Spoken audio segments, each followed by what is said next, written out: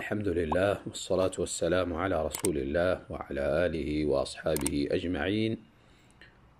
پاسخ سوالاتی بعضی از برادران که از طریق کانال سوال و جواب به ما رسیدن.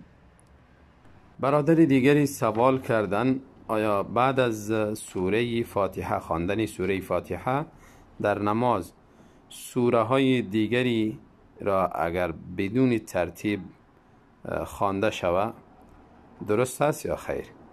یعنی بدون ترتیب به این معنا که اولا سوره مثلا الکافرون قل یا ایها الکافرون بخوانه در رکعت اول و باز در رکعت دوم سوره والعصر بخوانه، آیا این درست است یا خیر؟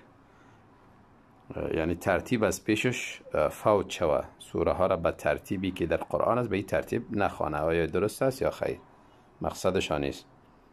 برادری محترم، بهتر است که انسان ترتیب قرآنی را، ترتیب سوره که در قرآن ذکر است همین ترتیب در نماز مراعات بکنه.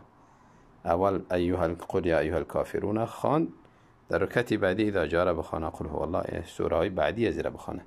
اگر گاهی از نزدش فوت شد یا قصدن یا سهوان باز اشکال نداره. از بعضی صحابه کرام از عمر رضی الله عنه و غیره ثابت است که ابتدا سوره کهف یا سوره دیگری را خواندن و بعد از او سوره یوسف و یا سوره دیگری را خواندن، یعنی ترتیب مراعات نکردن.